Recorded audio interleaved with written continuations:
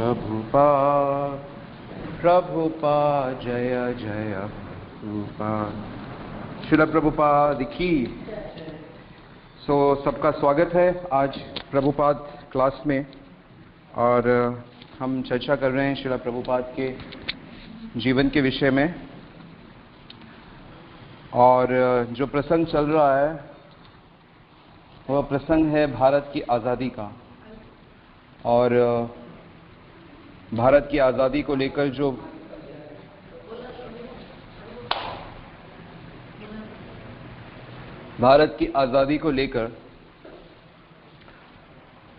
सभी लोग बहुत ही चिंतित हैं, लेकिन श्रील प्रभुपाद के मन में ये बात बिल्कुल क्लियर है कि चाहे कोई भी राजा बने, किसी के हाथ में भी भारत की सत्ता है, उससे कुछ खास फर्क नहीं पड़ता। फर्क इस बात से पड़ता है कि कृष्ण भावनामृत कौन हो रहा है, कौन मनुष्य जीवन को पाकर श्री कृष्ण की तरफ चल रहा है। प्रभुपाद बताते हैं कि उन्होंने देखा कि कैसे भारत देश का विभाजन हुआ और 50 लाख हिंदू और सिख जो पाकिस्तान में थे, और इतने ही 50 लाख के आसपास मुस्लिम जिनको अदला बदली करनी थी, मतलब 50 लाख इधर आएंगे, 50 लाख उधर जाएंगे। और अंग्रेज़ों की पॉलिसीज़ के कारण और ऐसी सिचुएशन के कारण दंगे हो गए, और हज़ारों नहीं लाखों की संख्या में लोग मर रहे थे।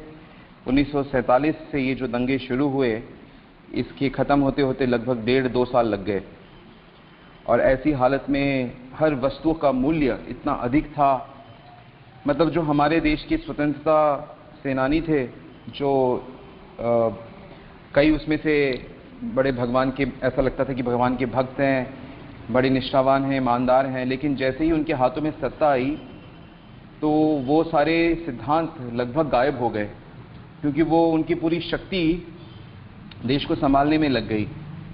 तो भक्ति सिद्धांत सरस्वती महाराज अभय को अक्सर कहा करते थे कि भौतिक नेता, क्योंकि वो खुद अंधे हैं, क्योंकि वो खुद कृष्ण की शिक्षाओं का पालन नहीं करते, तो एक अंधा दूसरे अंधे का क्या मार्गदर्शन कर सकता है, दोनों को जाके गड्ढे में गिरना पड़ेगा। तो ऐसे हालात थे, और लोगों के कष्ट जाएंगे नहीं, कोई भी राजा बने लोगों के कष्ट हमेशा बने रहेंगे। लेकिन प्रभुपाद अभय जो उस समय लगभग 50 साल के आसपास उनकी उम्र हो गई थी, 50-52, क्योंकि 96 बॉर्न थे वो, 1896 बॉर्न थे वो। तो उन्होंने उस समय बैक टू गॉड हेड भगवत दर्शन पत्रिका शुरू कर दी थी अंग्रेजी में, और उनका भी उद्देश्य यही था कि ये अंधकार मुक्त हो, लोगों के अंदर जो ये अज्ञान है, अज्ञान रूपी अंधकार है। क्या अज्ञान है? कि हम लोग शरीर हैं, हमें शरीर को सुखी करके ही हम सुखी रह सकते हैं। तो उन्होंने अपना टाइटल भी यही रखा था, कृष्ण सूर्य समा माया है अंधकार, जहां कृष्ण तहां नहीं माया अधिकार। तो इसलिए वो चाहते थे कि ये जो भगवत गीता है, इसका ज्ञान पूरे जगत में फैले, क्योंकि गीता एक ऐसा ग्रंथ है जो एकमात्र ऐसा ग्रंथ है जो पूरे मानव समाज को वो चीज प्रदान कर सकता है जिसकी उसको वास्तविकता में आवश्यकता है।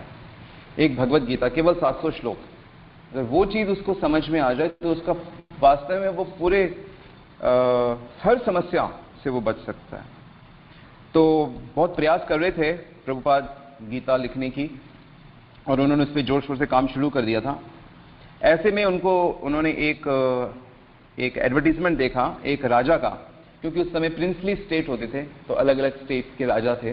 तो उनमें से एक राजा थे महेंद्र प्रताप करके, और इन्होंने भी लोगों को जोड़ने के लिए, एक सही मार्गदर्शन दिखाने के लिए, क्योंकि ये भी एक आध्यात्मिक पर्सनालिटी थे, तो उन्होंने एक ऑर्गेनाइजेशन बनाई थी जिसका नाम रखा था विश्व संघ, और सभी अलग अलग धर्म का प्रचार करने वालों को आमंत्रित करते थे। और इन्होंने किताब लिखी थी रिलीजन ऑफ लव।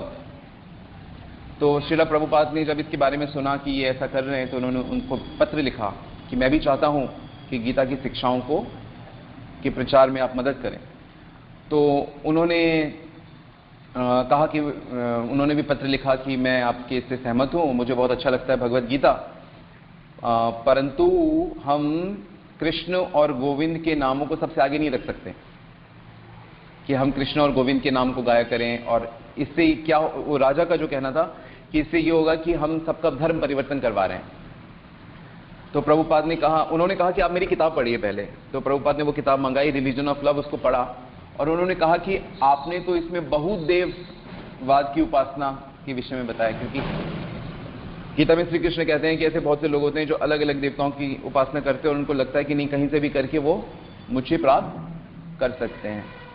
तो उन्होंने कहा कि आपने इसमें बहुदेववाद की ओर इशारा किया है और आपने मेन यही बात लिखी है कि हमें मनुष्यों की सेवा करनी है।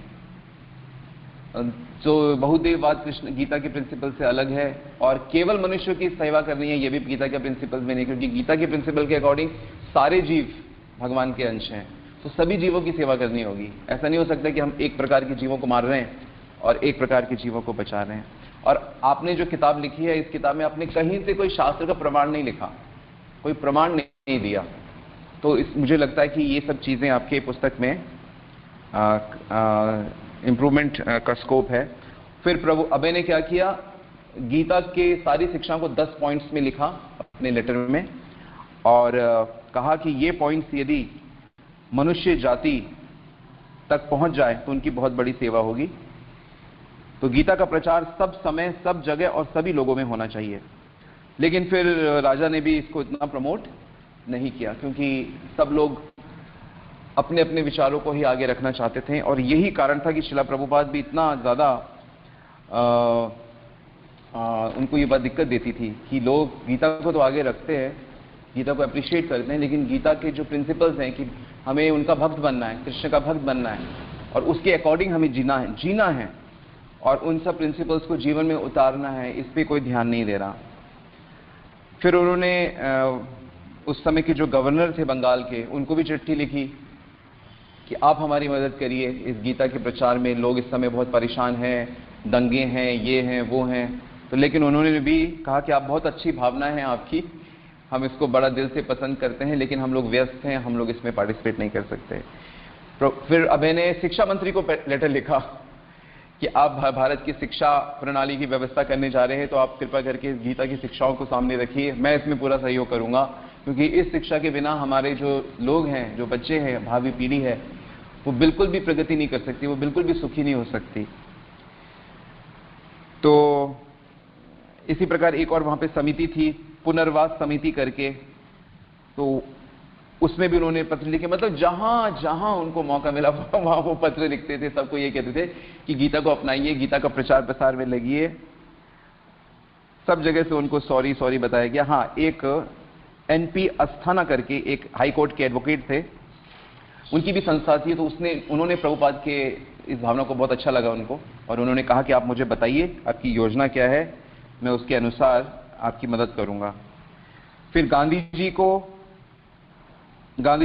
बहुत उन्नत नेता थे, पूरे विश्व में उनका बहुत सम्मान था और भारत के लोग तो गांधी जी को एक संत मानते थे, उनको नेता कम मानते थे और साधु ज्यादा मानते थे कि उनका व्यक्तित्व इस प्रकार का था और वो गीता की तारीफ भी करते थे। तो गांधी जी को प्रभुपाद जी ने पत्र लिखना शुरू किया और उन्होंने अपने पत्रों में बताया कि लोग आपको महात्मा कहते हैं और गीता में महात्मा वो है जो दैवी क्या महात्मा नाम सु माम पार्था दैवीं प्रकृति माश्रिता भजन्ते अनन्य मनसो ज्ञत्वा भूतादिम अव्ययम, कि महात्मा वो होता है जो भगवान की दिव्य शक्ति के अंडर में रहता है और भगवान की दिव्य शक्ति भगवान के नाम होता है।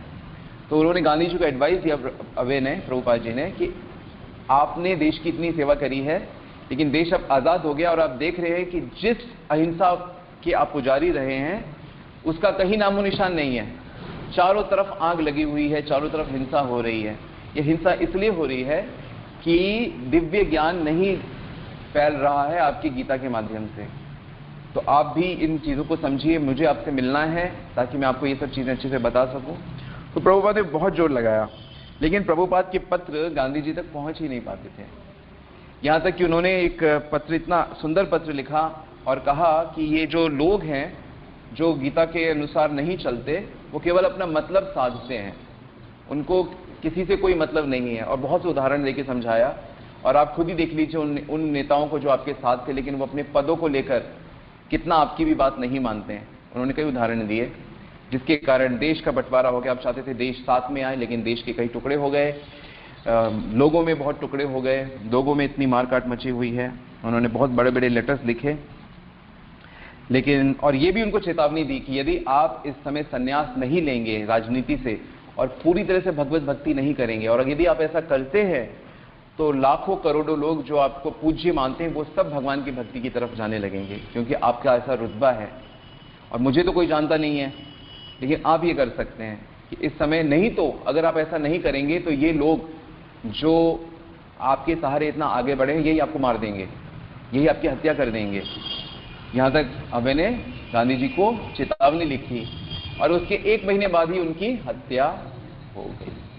उस पत्र के लिखने के एक महीने बाद ही।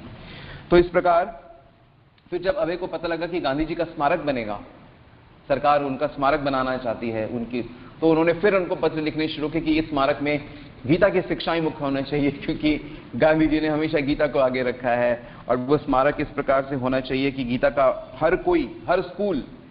हर स्कूल में गीता का पाठ होना चाहिए। जो सुबह की प्रेयर होती हैं वो गीता की शिक्षाएं होनी चाहिए, और कृष्ण का नाम का कीर्तन होना चाहिए। हमें भगवत गीता को तो बहुत प्रयास किया, लेकिन उनके सारे प्रयास स्वीकार नहीं किए गए, क्योंकि सरकार के कानों में तो जू भी नहीं देखती है।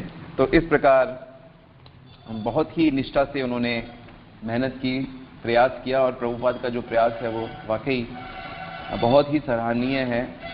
और क्योंकि उनको वर्ल्ड लेवल पे काम करना था, भगवान चाहते थे कि वो पूरे विश्व को झकझोरे, वो स्थिति उन्होंने प्राप्त की। लेकिन बहुत से लोग नहीं जानते कि उन्होंने कितना स्ट्रगल किया गीता की शिक्षाओं को फैलाने के लिए। तो इसलिए हमें इससे पता लगता है कि किन मुश्किलों से वो गुजरे हैं। तो ठीक है, मैं वो लेटर पढ़ना चाहता था जो उन्होंने गांधी जी को लिखा, मैं भूल गया लेटर लाना, तो मैं भी कल मैं इसको पढ़ के सुनाऊंगा। तो ये आज की क्लास रही। किसी का कोई सवाल है तो आप पूछ सकते हैं। हरे कृष्ण।